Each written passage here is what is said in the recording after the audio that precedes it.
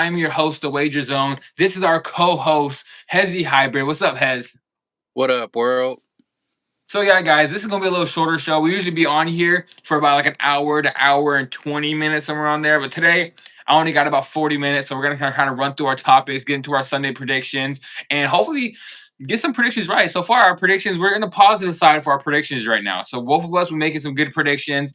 Just a couple games did not go our way. We both knew the Bucks as underdogs would win last week. I was like the underdog for sure of the week, plus money of the week underdogs. Some games did not go our way. I think if I look back at the games last week, I think the ones that kind of surprised me last week were I was surprised about the Colts, but like we talked about on the last show, leverage is the reason why. So I was surprised about the Colts winning that game.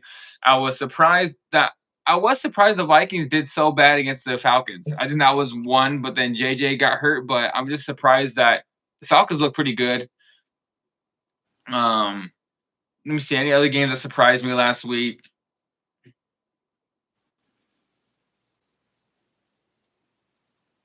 I think we both picked the Steelers to beat the Seahawks, and the Seahawks went out there and beat the Steelers. So that was Yeah. another game that was like, oh, did not go the way we both thought. But besides that, I think we had a pretty good predictions week. If we go over last week, I think the only games we got wrong, we both had the Bears, so we both looked pretty bad on the Bears. Like Lions 50 put a 50 piece on them. I was like, wow, I was like crazy. That was the biggest surprise. That 50 points by the Lions.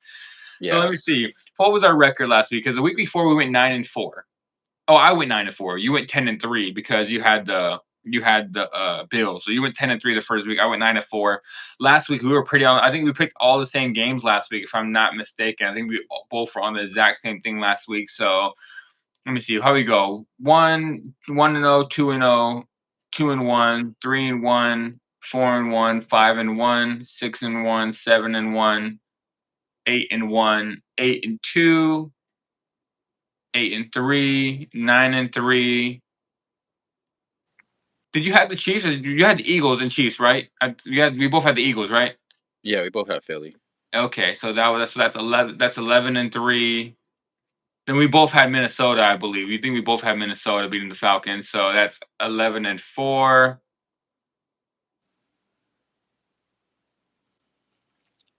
So out of the 16, 17 games that happened last week, we got 13 of them right. Yeah, really good prediction week last week. Last week we got most of the games. We kind of knew exactly how those games would play. Just a couple surprises. This week though, we're gonna get to the end of the episode. We're gonna have a wild slate of games this week. A lot of close games, a lot of division games. You know how those division games go. Sometimes upsets be Yeah. happening. So I think this is gonna be upset week, the first week three, where everyone's gonna say the NFL is rigged. But no, guys, come on, division games, you know how this goes.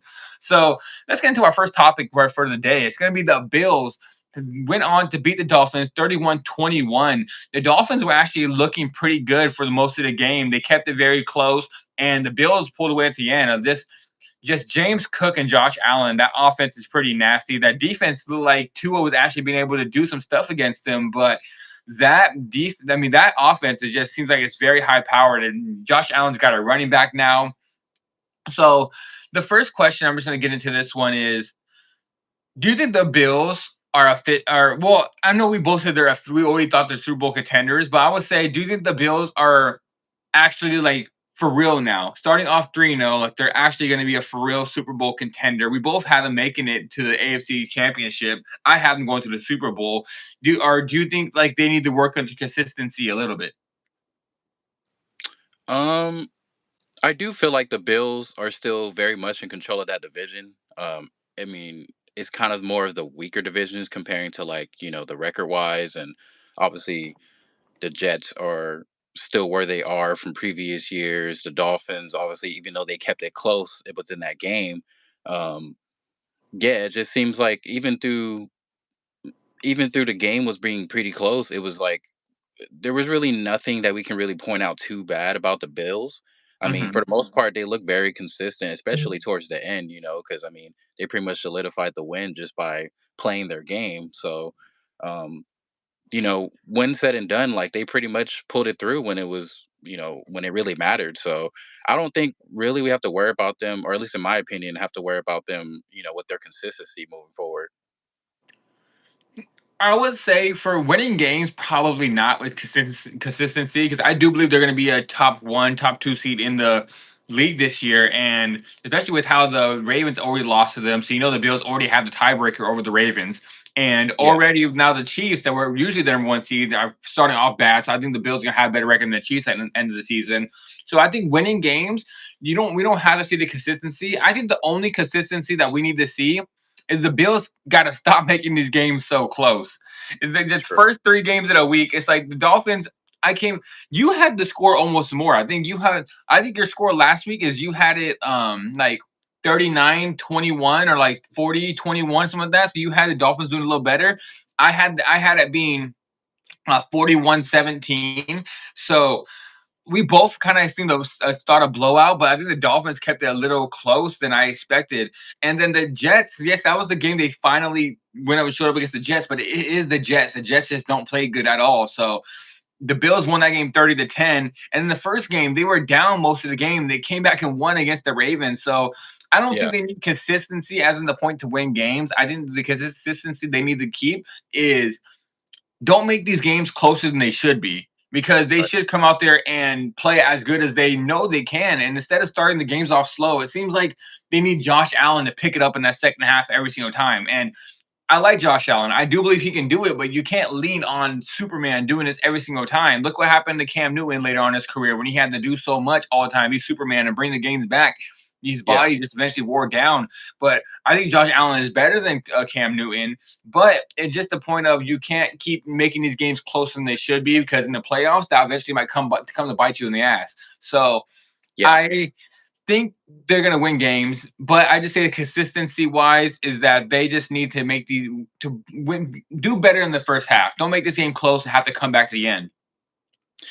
Yeah, exactly. Because when it comes down to later into the season, like no matter who you're playing, you don't want to chance it that you could potentially, oh, okay, these wins and losses are depending on like the last couple of drives or like the last half or quarter of the game. So yeah, I would have to agree, man, because I mean, for the most part, the Bills should be cruising through a lot of these teams, especially when it comes down to their division rivals. So they would have to actually show more in the near future that that they belong, not only belong, but they can actually just win with ease instead of just kind of putting up giving the other team a chance to fight. Hmm. Yeah, I agree on that. And let's just stay on the Bills for a second, going to our next topic. The next one, like I said, Josh Allen. We're staying on Josh Allen. He reached the milestone, passing Matt Patrick Mahomes, so the fastest player to reach 300 offensive touchdowns total. So that's rushing touchdowns, that's passing touchdowns. He has over 300 total touchdowns, and he did it faster than any other quarterback.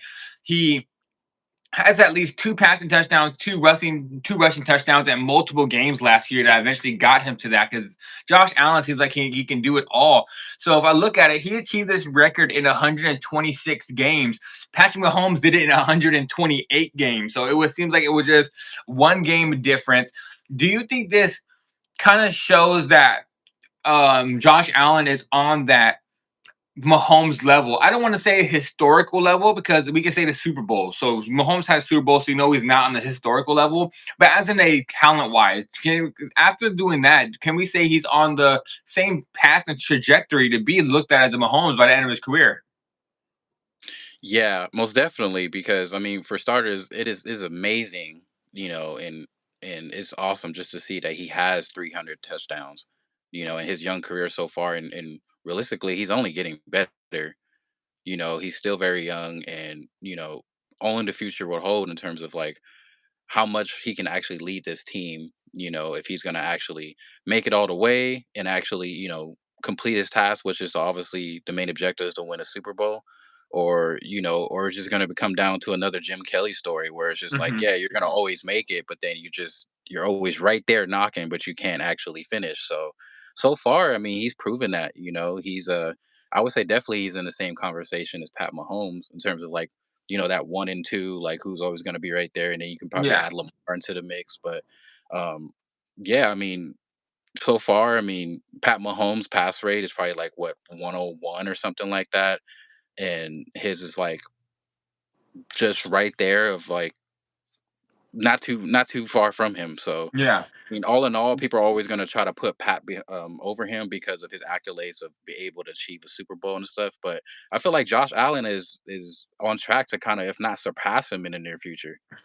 Yeah, and honestly, I can say this right now that how I feel about this whole thing, if Josh wins the Super Bowl in Buffalo, with that team he has, how he's kind of the Superman, he's the one that carries this team so much, and he has to win those games.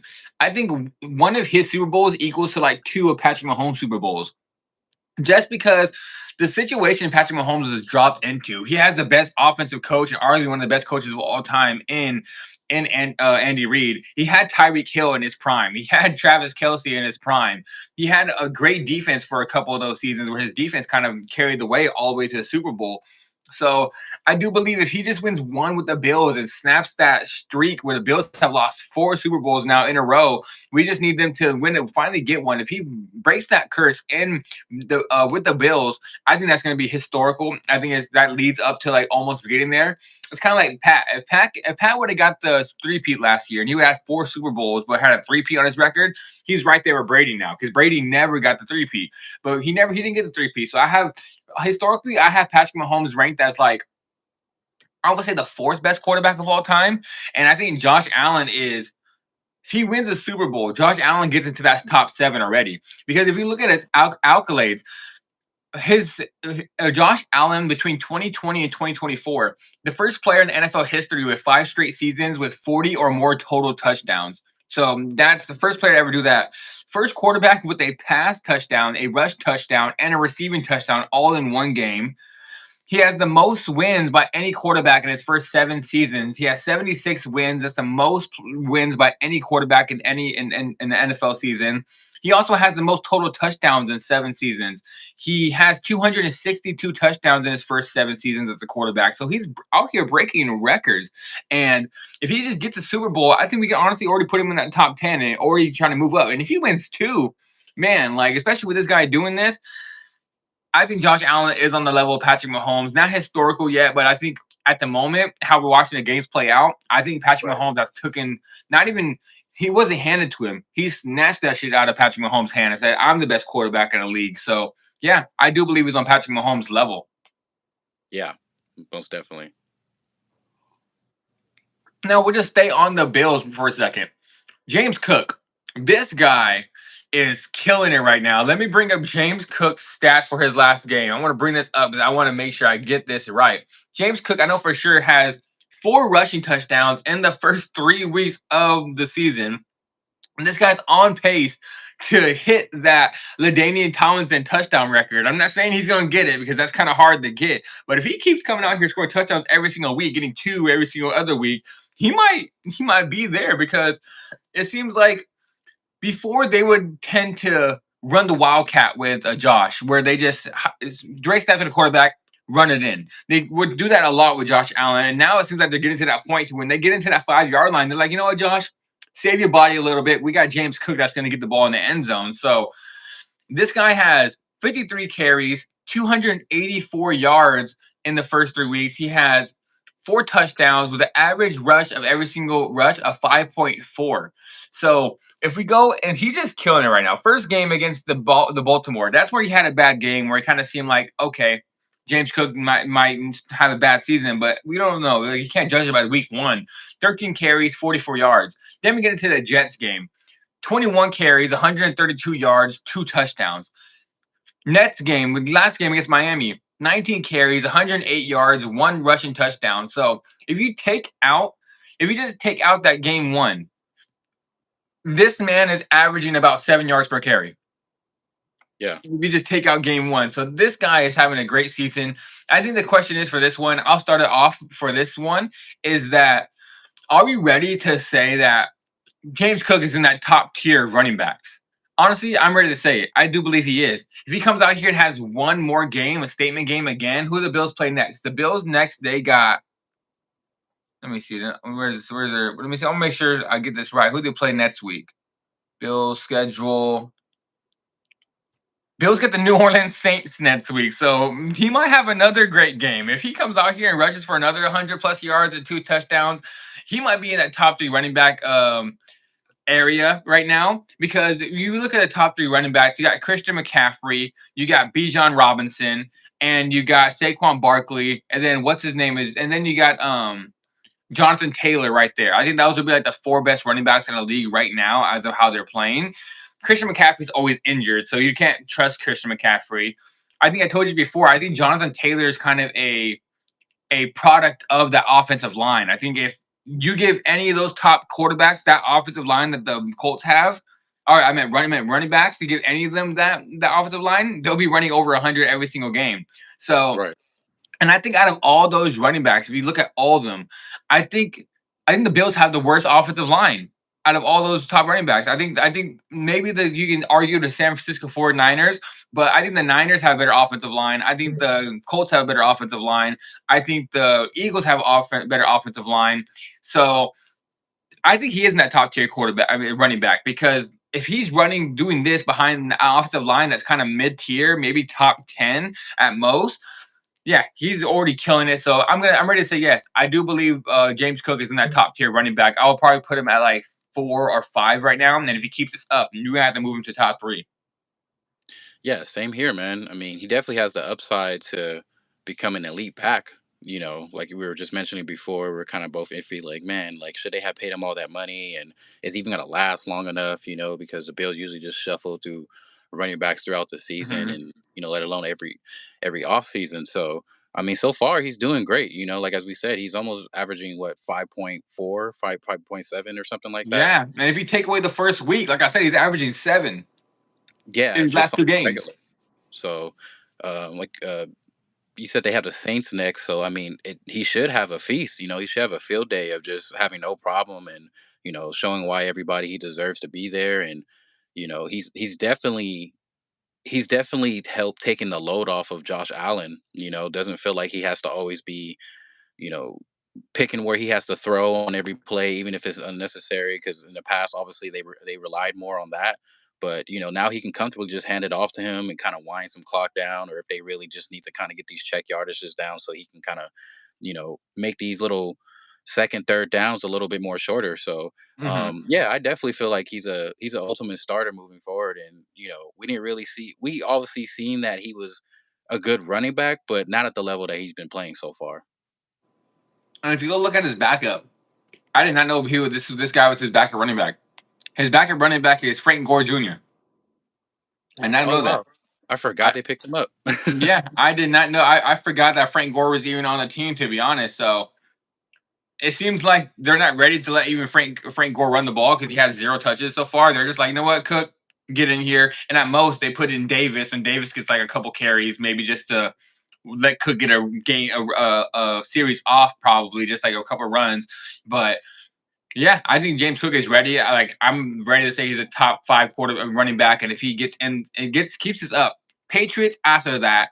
So if he let's see how he does against the Saints and how he does against the Patriots. And after that, we might be ready to say he's a top 3 running back in the league because especially with Christian McCaffrey is just being injured all the time.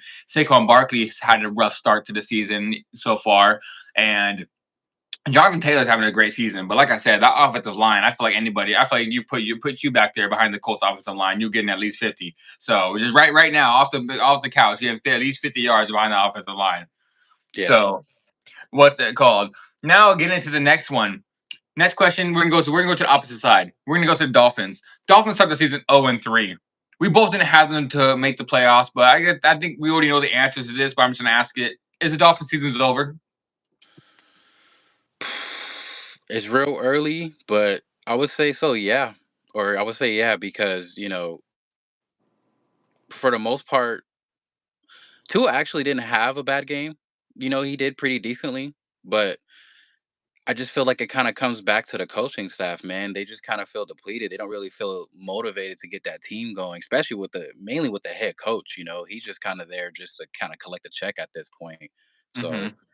um, I mean, it kind of jumped up a little bit just because of how much they made it a little dogfight for the Bills to come out with the win this past Thursday. But um, ultimately, yeah, I don't really see them actually making any drastic changes moving forward. They're just kind of looking out of sync, and especially with the connection with Tua and Tyreek Hill.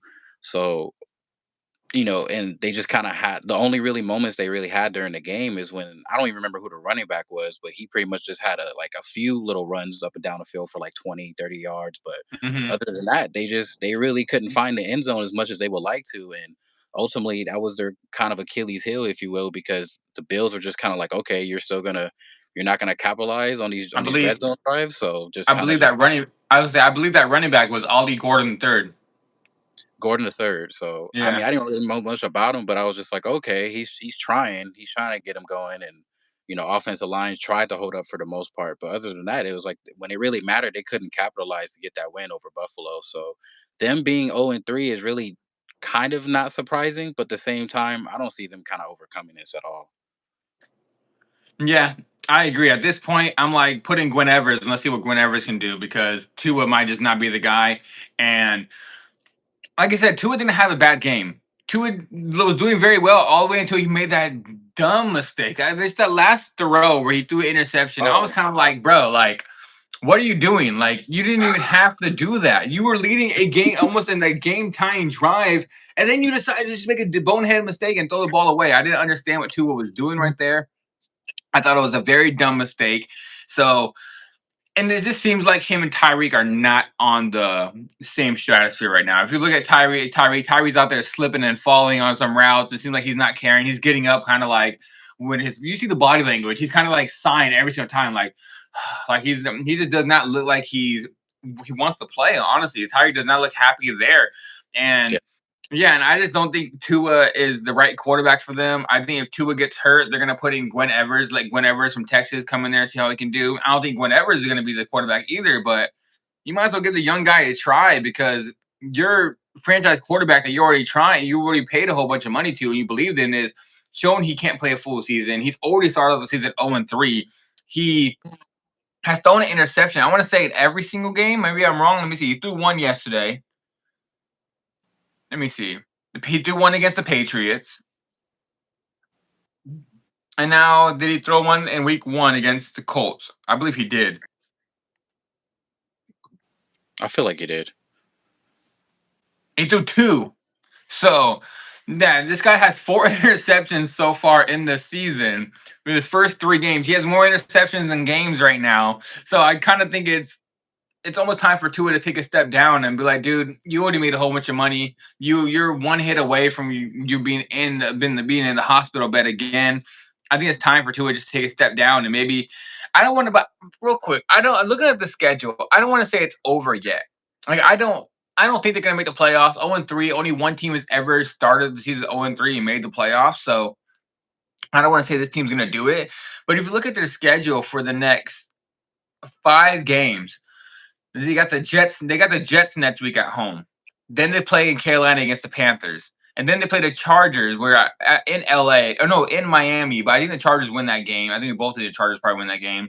Then they play Cleveland. They got the Browns. Then they got the Falcons. So if you got 1, 2, 3, 4, 5 games, honestly, I'm not lying to you. 1, 2, 3, 4. Four of those games are winnable. They could beat the Jets at home. They can beat Carolina in Carolina. They're not beating the Chargers. Like they're just not. They're not going to. The Chargers are going to beat them. And then they could beat the Browns. And then they could beat the Falcons. Like it's possible. Like you're asking me these games. I think they beat the Jets. They might lose to Carolina in Carolina. That might be a game Carolina finally gets a victory. They might lose to Carolina. They're losing to the Chargers. They probably beat the Browns. I think they could beat the Browns. And the Falcons is 50-50, but I think the Falcons win that game. So I guess I want to say the season is over, but mathematically, looking at it, how their schedule goes out, they have to do good in these next 5 games because after the next 5 games, then they got the Ravens, the Bills, the Commanders. Then they drop down a bit with the Saints and the Jets again. Then they got the Steelers, Bengals, Buccaneers, and Patriots. Their bottom half of the season is going to be hard. So they need to get some wins in this next 5 games. But I think I'm ready to say, even though it's mathematically wise, looking at the schedule, it's possible. But I think the season's over. 0-3. It's going to be hard to come back, especially in that division where we had the Patriots that are looking pretty decent right now. The Jets are bad like always, but then the Bills run that division. So yeah, I think we're both ready to say they're not going to make the playoffs. We didn't think they'll make the playoffs in the beginning, but I think we're both ready to be like, yeah, almost the season is basically over. Like at this point, At the most, if they do get on a little roll or like kind of snag out these little games, they may be be good enough to get to 500. Yeah, possibly. Maybe like 7 or 8 wins is honestly their ceiling. That's like their ceiling on it, like, as I'm looking at it. So, and that's not a playoff team. No. So now moving on from the Dolphins. Now we're just gonna move to their wide receiver, Tyreek Hill. Like I was saying, he just doesn't seem like he wants to play for the Dolphins anymore. He's ready to leave. He's having legal troubles off of the field. He's getting in trouble. He's having some personal things going on that I just don't want to bring up. If you want to go look it up, go look up Tyreek Hill's kind of personal issues that he has going on. But he just has lot of distractions off the field. He doesn't want to play on the field with this team. It seems like he doesn't even believe in Tua anymore. Um, I think my question is: Do you think that it's time for the Dolphins to trade Tyreek and probably going to be to the Kansas City Chiefs? Do you think it's time for him to go back to Kansas City and then to trade him? Shoot, if not KC, just any contending team that would need somebody at his caliber, to kind of make that last minute jump. So he just honestly doesn't seem like he's adjusting to the scheme of the offense, regardless of the direction that they're trying to move forward to. And I feel like they should probably just consider trading him at some point because he's not. I mean, if you do keep him, like, you're not going to really get much. So far, I mean, he's barely even getting 2-3 catches a game. So you might as well just kind of just get your beneficials, in your future draft picks for him because at this point you can use somebody that's just a little bit more obviously from the explosive side and the speed, nobody's going to really match him in that. But you might as well just trade him for somebody that's going to be younger, that's going to be better for the future, and that actually fits more into the offense. And then Hmm. even at times when they're facing adversity, like somebody that's not going to just put their hands to the side or kind of put their head down, and be like, oh man, like this is what happens when you don't give me the ball. So I feel like somebody else really deserves to kind of be in his position moving forward. Yeah, I agree. I honestly think it's time for them to trade him because he does not want to play there. Either trade him to a contender, like I don't know where he would. If I look at the teams right now, of course, Kansas City is a good spot. Um, the Rams don't want that on their team for sure. Like I'm a Rams fan, we do not want that in our team. Like please don't bring him. Commanders might want that on their team. You never know. Commanders need to figure it out. Commanders might be a good spot. They can figure something out, but they already have two receivers that they're looking at. Maybe the Patriots. The Patriots. They just brought in Diggs over there. Maybe they want another guy that's gonna come in there and cause some havoc. So Hmm. the Bucks definitely don't want that on their team. They already have Godwin coming back, so the Bucks don't want that. The Packers, they don't want that on their team. I'm trying to see who could he go to. The only teams I can see Tyreek honestly going to is the Chiefs, the Ravens, the Cowboys, or the Commanders. Those are the only teams I see him going to. Like that will possibly make a trade. Commanders could do it. Chiefs definitely will do it. The Ravens, the Ravens just like bringing in receivers. Like they like weapons for Lamar, so the Ravens might like to do it.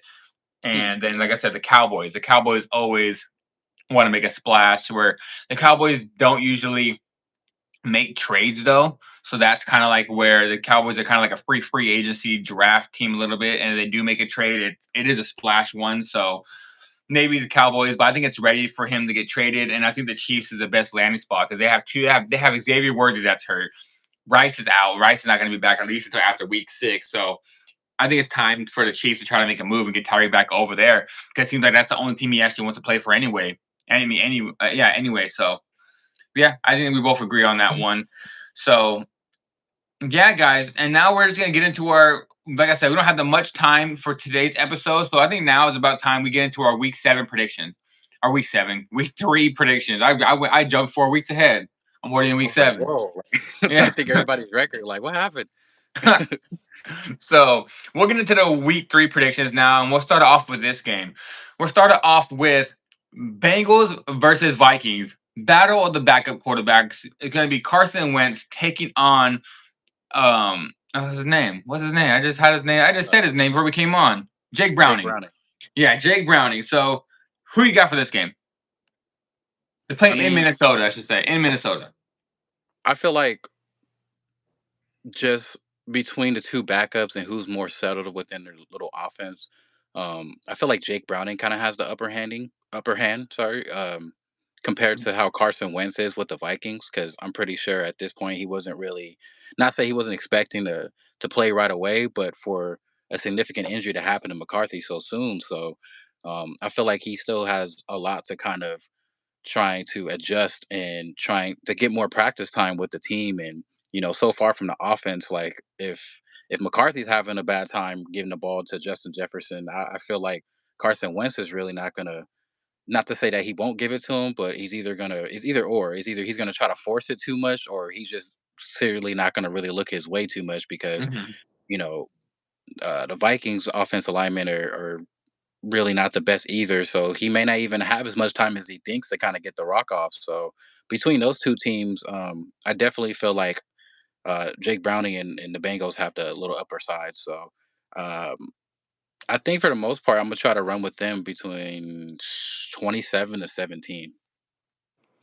Yeah, I agree on the winner. I think the Bengals go into Minnesota to win this game. I just think Jake Browning is a decent quarterback. He was a I think he has the most passing yards or passing touchdowns in all of was it high school? Is it high school or is it college football? One of those two. I know he has one of those crazy stats that you would never think Jake Browning has. And yeah, he's a decent backup. And he has two weapons out there, T Higgins and Jamar Chase, and he has Chase Brown in the backfield.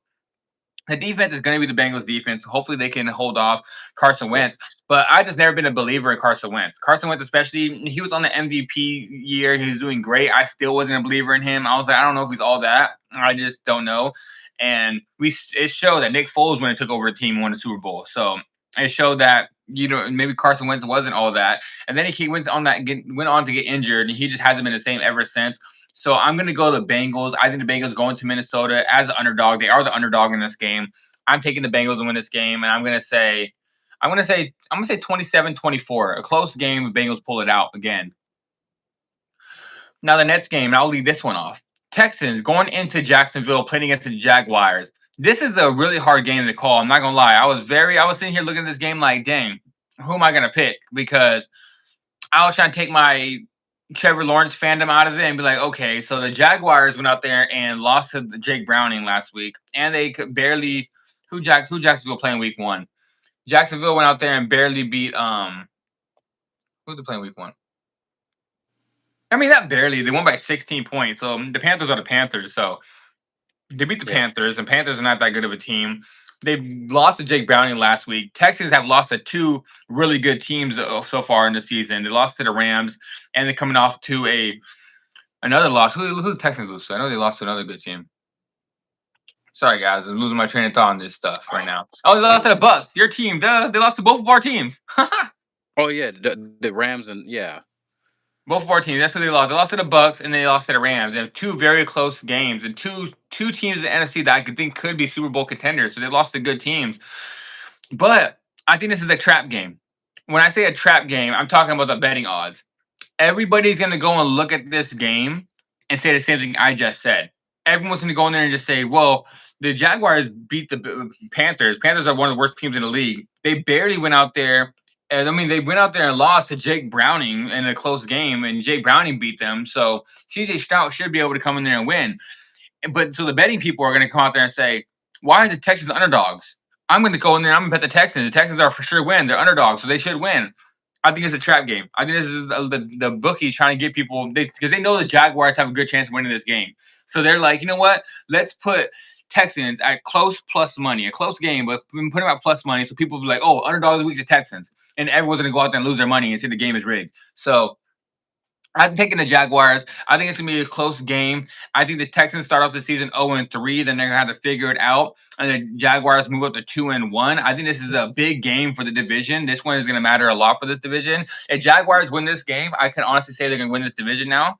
It's gonna come down to them and probably the Colts, probably in this division coming down. But I think the Jaguars win this game. They're going to look really well. But I think the Texans are going to start the season 0-3. I'm going to say Jacksonville pulls this one off. I'm going to say 20.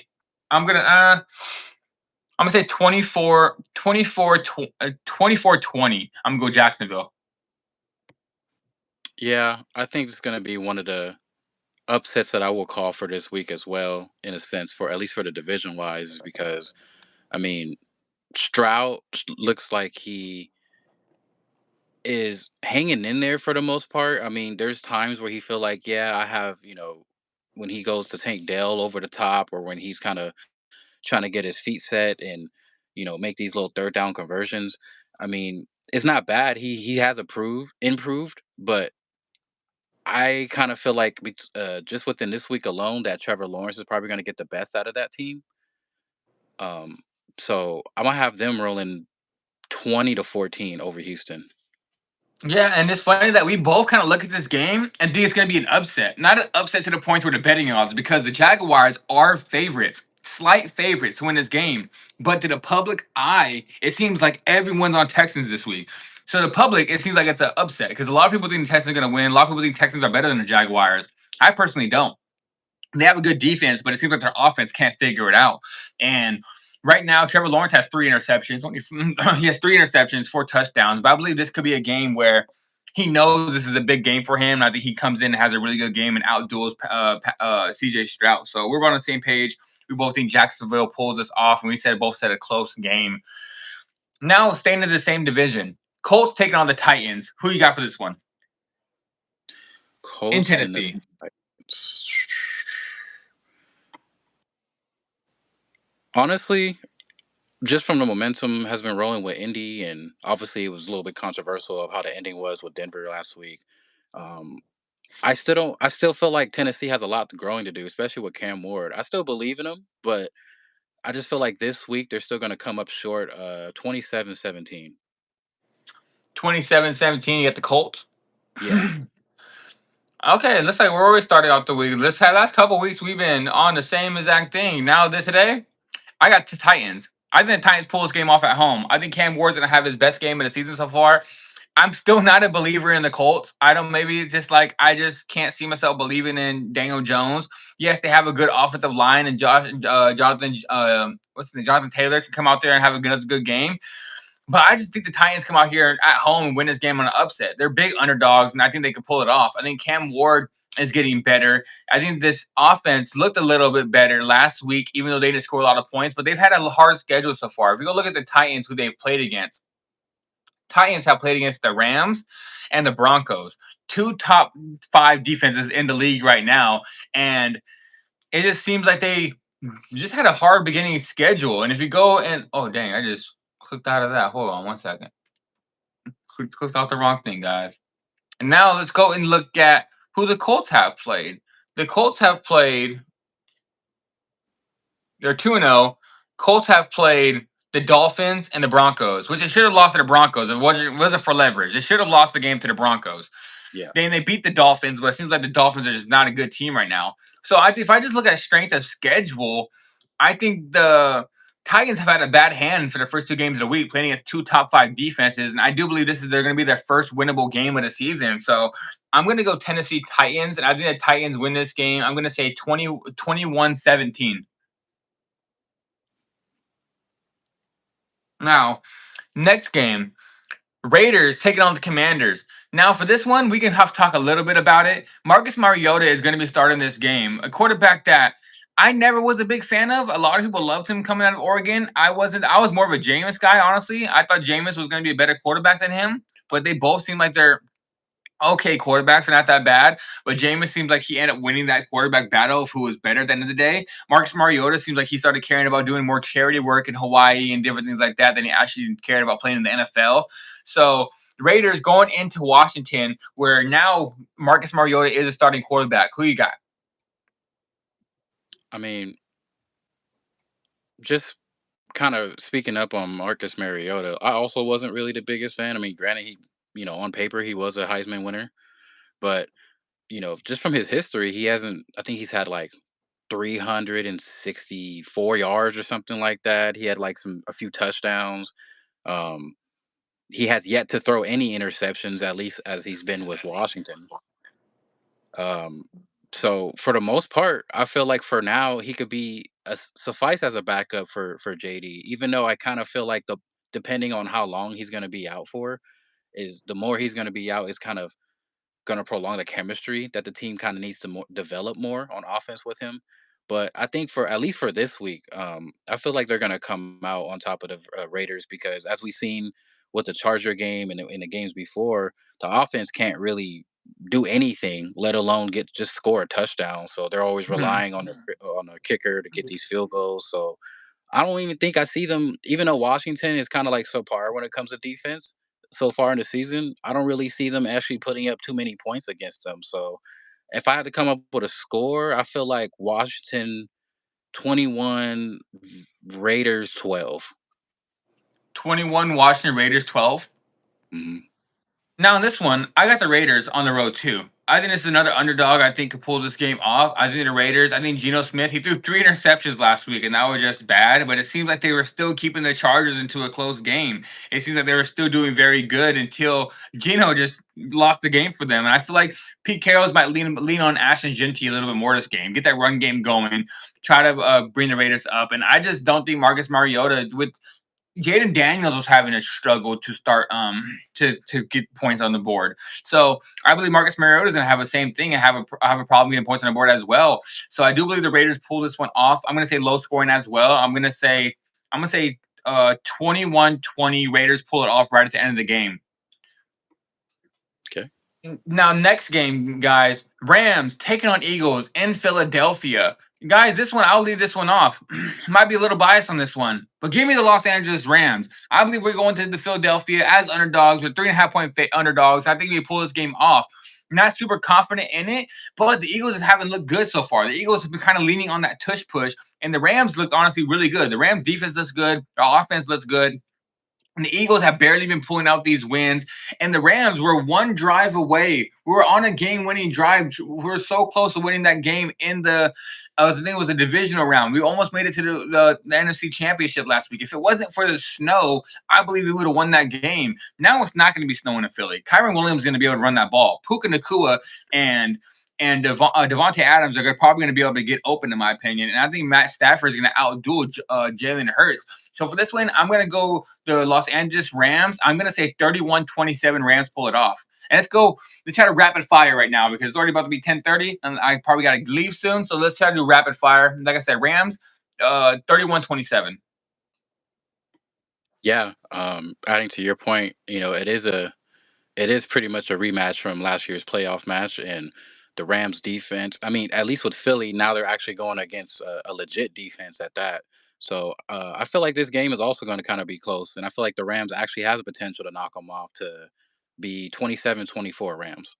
27-24 Rams. Oh, we both did the Rams pull the upset off. Let's go. Next one, Falcons taking on the Panthers. This one, honestly, this one kind of scares me, but I'm going to take the Falcons. I think the Falcons win this game.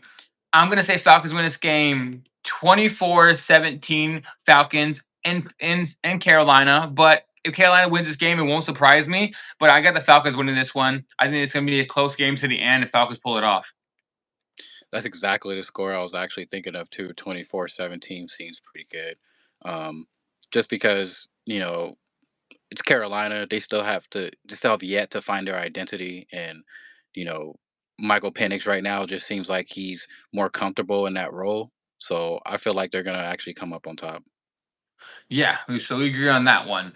Next game, Steelers going into New England to play the Patriots. I got the Patriots pulling this game off. I think it's going to be a very good game, but I like Drake May over Aaron Rodgers at this point. I think it's going to come down to if Drake May can have another good game, and I do believe he could because the Steelers defense hasn't been looking that good. I feel like if you're going to put numbers up against that Steelers defense, it's going to be now. So I got the Patriots winning this game at home. I'm going to say Patriots win this game 27-21 Patriots. Yeah, I feel like Pittsburgh still has also a lot to work to do on that defense. There's times where they show signs, but ultimately it's they rely too much on just people that they really shouldn't have to. So New England doesn't look too bad. They're just starting to get their feet wet, if you will. Drake May is definitely look a bit more comfortable in the pocket. So I'm gonna have them coming out 24-16. Okay. Next game, Packers taking on the Browns in Cleveland. I got the Packers winning this game. I think they're going to do it pretty easily. I think the Browns honestly move on from Joe Flacco at this point because he hasn't been looking good at his age so far. And I do believe they should probably even just give Dylan Gabriel a Shador the ball, let them play the rest of the season because their season's about to be over. So let the young guys play. I think the Packers roll in this game. I say the Packers 35-10 Packers. Yeah, I'm gonna have to agree. It's kind of just a lopsided victory on this point. So I'm gonna have to roll with Green Bay. I'm gonna say 32-19. 32-19. Okay. Next game. Sorry, guys. I had to get ready. If you saw me, I just changed my pants. I'm trying to get through this right now before I gotta go. My ride's already Okay. outside. So now, next game, Jets take on the Buccaneers in Tampa Bay. I got the Buccaneers winning this game. I think the Bucks honestly roll this game. I don't think there's anything the Jets can do to keep up with the Buccaneers, especially in Tampa Bay. I think the Bucks come in here and Baker has another great game, and he won't need a game-winning drive this time. I think they honestly win this game pretty easily. I'm going to say the Bucks win this game 31. I'm going to say 31-17 Bucks. Ooh, man, we're right there. I was just literally 1 point off. I was gonna have the Jets 16 and we have 31, just for the simple fact that even though we have a really banged up line, offensive line right now, and it's like killing me seeing every day with the injury report. At this point, they could just sign all free agents or people from other training camps because at this point, once we get the ball rolling, we can pass and we can move the rock just by giving it to Bucky and Rashad. So, yeah, I just don't really seem like it's going to be too much of a problem to handle that Jets defense, and it'll be a homecoming game for Hassan Reddick. Yeah, yeah, I think that it's easy going to be a Bucks win. Next one, divisional matchup: Broncos going into LA to play the Chargers. Honestly, this game I am going to go. It's hard. It's hard for me. I'm not gonna lie. This one's very hard, but I'm gonna go Chargers. I think the Chargers pull this off. No, no, I'm switching up. I got the Broncos. I think the Broncos win this game in LA. It's gonna be more of a home game for the Broncos. There's gonna be more Broncos fans in that stadium than there is gonna be LA Charger fans. This game's gonna be a very close divisional matchup. I believe the Chargers pull it off. I won't be surprised. Nothing I'm confident in. But I got the Broncos. I think the Broncos win this game. I'm going to say, I'm gonna say 21-17 Broncos in a low scoring game. Yeah, this was definitely the hardest one for me as well. Just looking at both teams, especially the Chargers, just kind of being on a roll with Justin Herbert. But I feel like this game, he still would have the offense overall is going to have a pretty good game in terms of stats and not too many down plays. But I feel like Bo Nix is actually going to be on his game at this time. So if I had to come up with a score, I'm gonna go 31-28 Denver. 31-28. So we both got Denver. Different scores. We both got Denver. Who is MHJ? I don't know who's MHJ. Do you know who MHJ is? Is he for a team? Yeah, I think he's talking about a receiver because Z Smitty said, "Would you trade Garrett Wilson for MHJ 10 man?" Oh, Marvin Harrison Jr. Yes, I would. I like Marvin Harrison Oh, a lot. I think Marvin's gonna have a really good year this year with Kyler. I thought Kyler was the Cardinals would actually have a good season. So personally, and are you talking about fantasy? Is that what we're doing? 10 people fantasy. If you're saying that, I think I would trade Garrett Wilson for Marvin Harrison Jr. I mean, yeah, I would say so too. It just seemed like Garrett would be the more better option at the moment to kind of rack up points and to kind of get your money's worth. Wait. I know. I think who are you trading with? Are you trading Garrett Wilson or are you trading Marvin Harrison?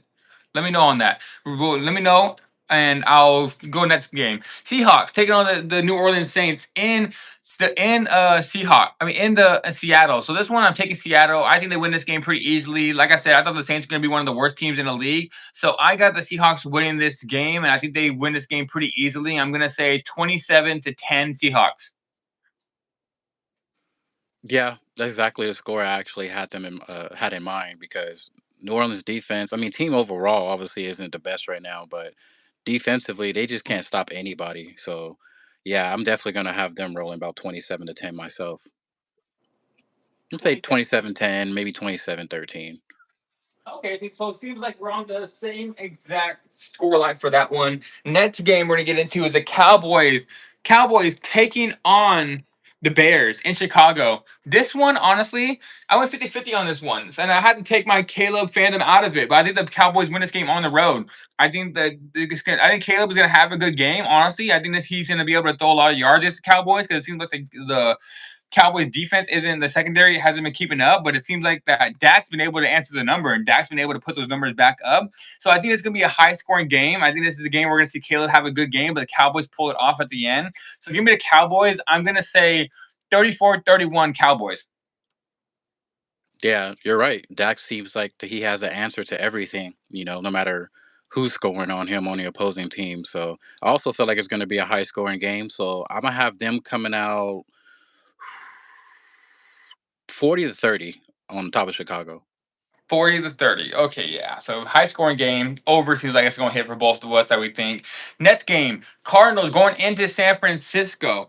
This game, honestly, I want to make sure the injury report is right before I answer this right, but I'm gonna answer this a two-part question. If Brock Purdy plays this game, because it seems like I looked at it just right now, it seems like they're not for sure yet.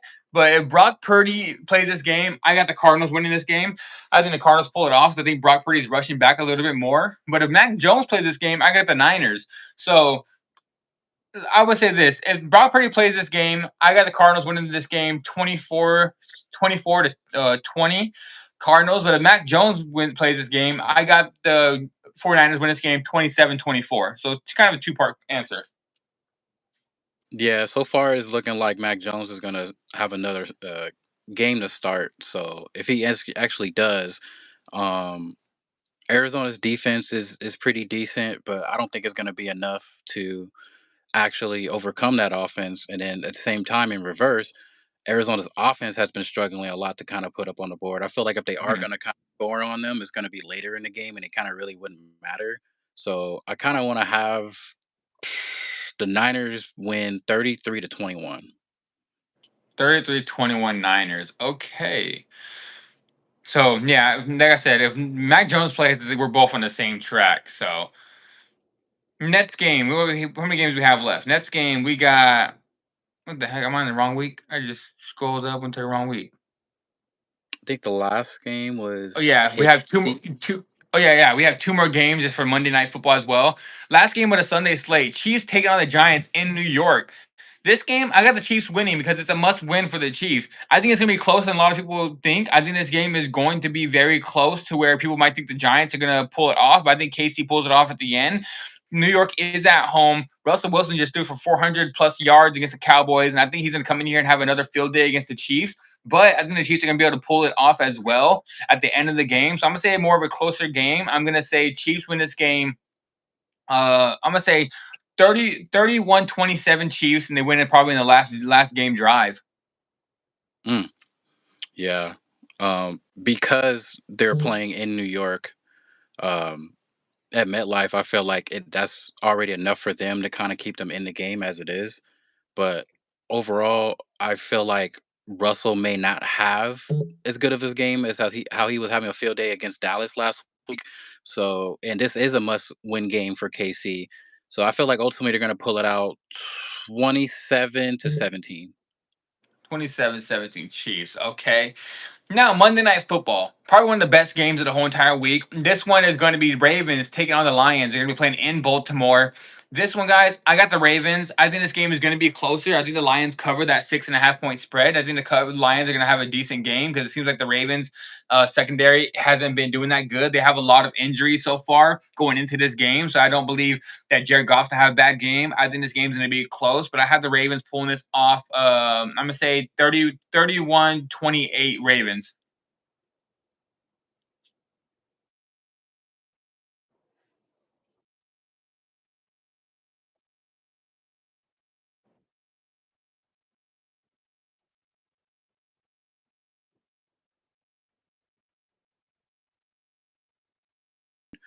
Lamar and going against that Detroit defense, I mean, so much like their offense, they haven't really been as consistent, just with the little things like wrapping up and kind of swarming to the ball, kind of playing the ball when it's in the air.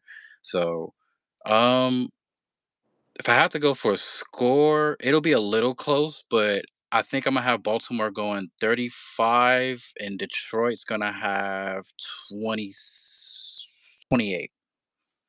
35-28. Okay, so we're both on the same track.